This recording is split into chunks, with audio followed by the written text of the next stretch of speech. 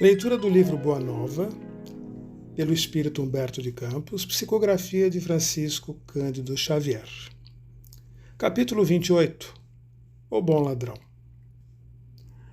Alguns dias antes da prisão do Mestre, os discípulos, nas suas discussões naturais, comentavam o problema da fé, com desejo desordenado de quantos se atiram aos assuntos graves da vida, tentando apressadamente forçar uma solução.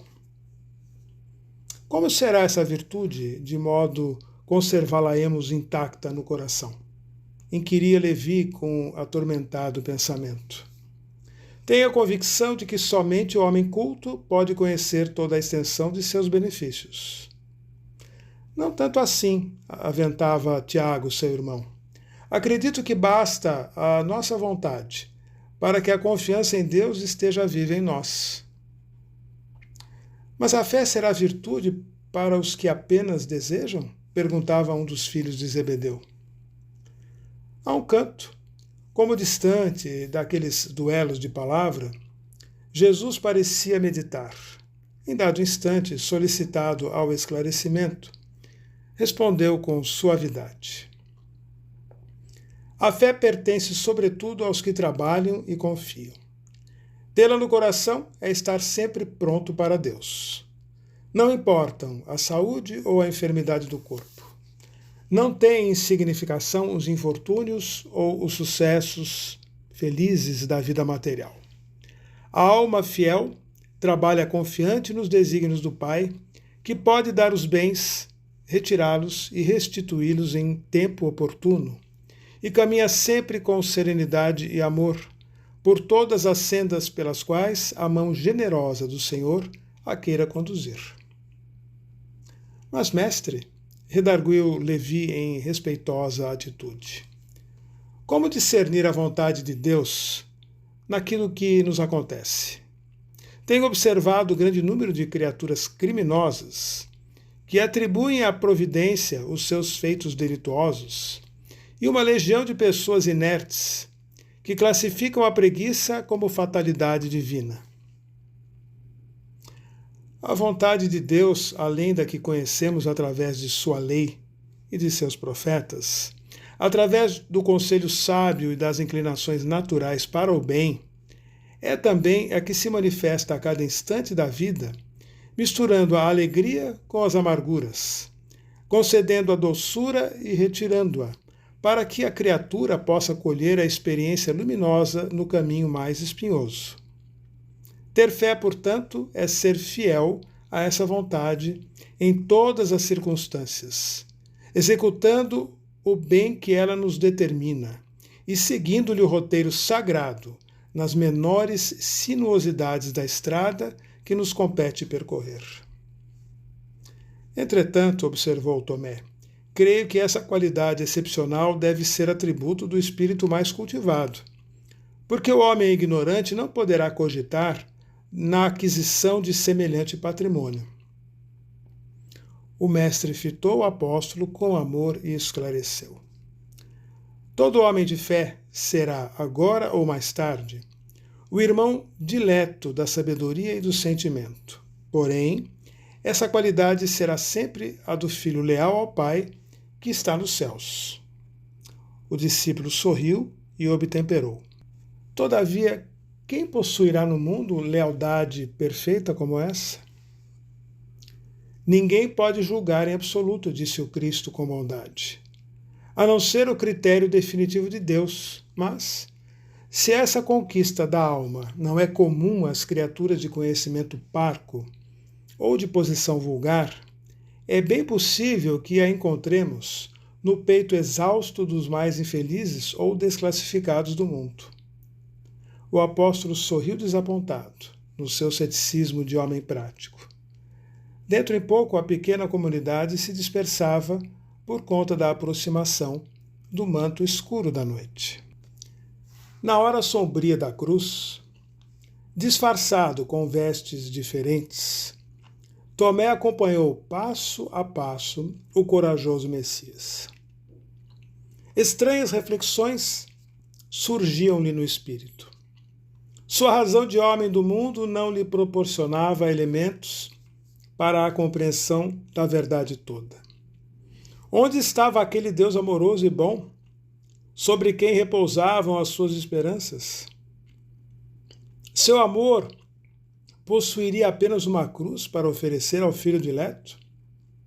Por que motivo não se rasgavam os horizontes para que as legiões dos anjos salvassem do crime da multidão inconsciente e furiosa o Mestre amado?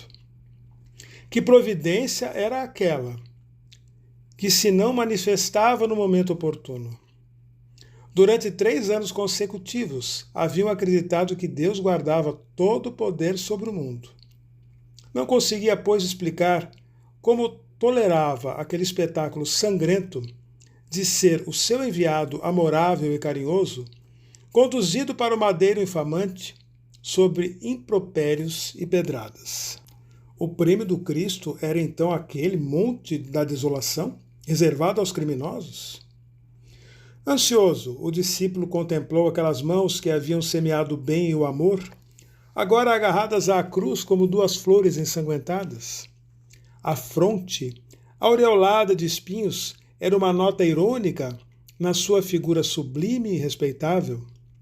Seu peito tremia ofegante, seus ombros deveriam estar pisados e doloridos.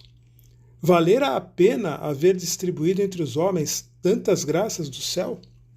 O malfeitor que assaltava o próximo era agora, a seu ver, o dono de mais duradouras compensações. Tomé se sentia como que afogado. Desejou encontrar algum dos companheiros para trocar impressões, entretanto não viu um só deles. Procurou observar se os beneficiados pelo Messias assistiam ao seu martírio humilhante na hora final, lembrando de que ainda na véspera se mostravam tão reconhecidos e felizes com a sua santa presença. A ninguém encontrou. Aqueles leprosos que haviam recuperado o dom precioso da saúde, os cegos que conseguiram rever o quadro caricioso da vida, os aleijados que haviam cantado hosanas à cura de seus corpos defeituosos, estavam agora ausentes, fugiam ao testemunho. Valera a pena praticar o bem? O apóstolo, mergulhado em dolorosos e sombrios pensamentos, deixava absorver-se em estranhas interrogações. Reparou que em torno da cruz estrugiam gargalhadas que reportavam ironias. O mestre, contudo, guardava no semblante uma serenidade inexcedível. De vez em quando seu olhar se alongava sobre toda a multidão, como querendo descobrir um rosto amigo. Sob as vociferações da turba amotinada, a Tomé parecia-lhe escutar ainda o ruído inovidável dos cravos do suplício. Enquanto as lanças e os vitupérios se cruzavam nos ares, fixou os 2 malfeitores que a justiça do mundo havia condenado à pena última. Aproximou-se da cruz e notou que o Messias punha nele os olhos amorosos, como nos tempos mais tranquilos. Viu que um suor empastado de sangue lhe corria do rosto venerável, misturando-se com o vermelho das chagas vivas e dolorosas. Com aquele olhar inesquecível, Jesus lhe mostrou as úlceras abertas como o sinal do sacrifício. Penosa emoção dominou a alma sensível do discípulo. Olhos enevoados de pranto, recordou os dias radiosos do Tiberíades. As cenas mais singelas do apostolado ressurgiu ante a sua imaginação. Subitamente, lembrou-se da tarde em que haviam comentado o problema da fé, parecendo-lhe ouvir ainda as elucidações do Mestre, com respeito à perfeita lealdade de Deus. Reflexões instantâneas lhe empolgaram o coração. Quem teria sido mais fiel ao Pai do que Jesus? Entretanto, a sua recompensa era a cruz do martírio. Absorto em singulares pensamentos, o apóstolo observou que o Messias lançava agora os olhos enternecidos sobre um dos ladrões, que o fixava afetuosamente. Nesse instante, percebeu que a voz débil dos celerados se elevava para o mestre, em tom de profunda sinceridade. Senhor, disse ele ofegante, lembra-te de mim quando entrares no teu reino.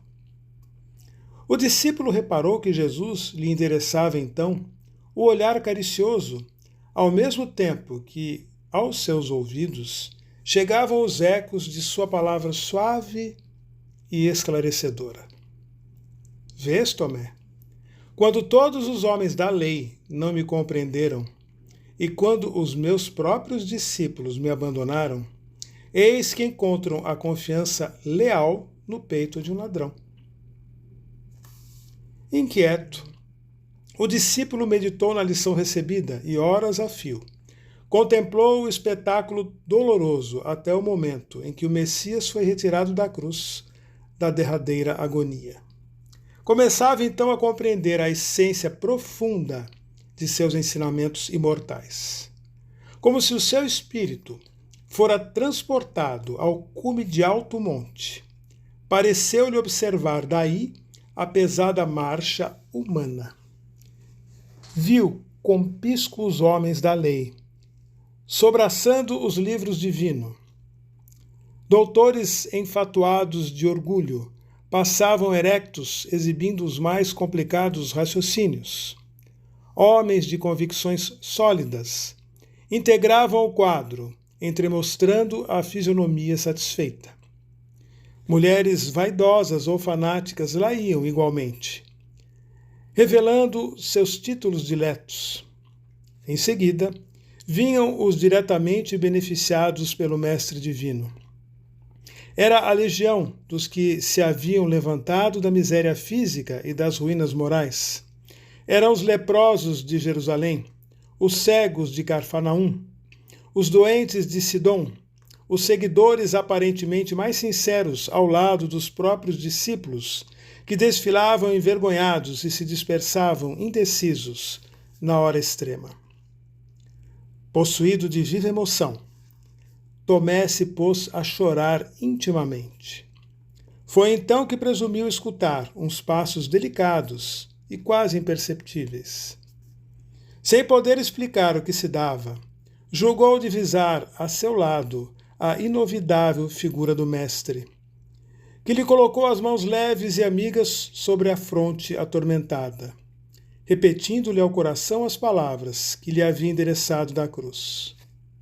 Vês, Tomé, quando todos os homens da lei não me compreenderam e os próprios discípulos me abandonaram, eis que encontro a confiança leal no peito de um ladrão.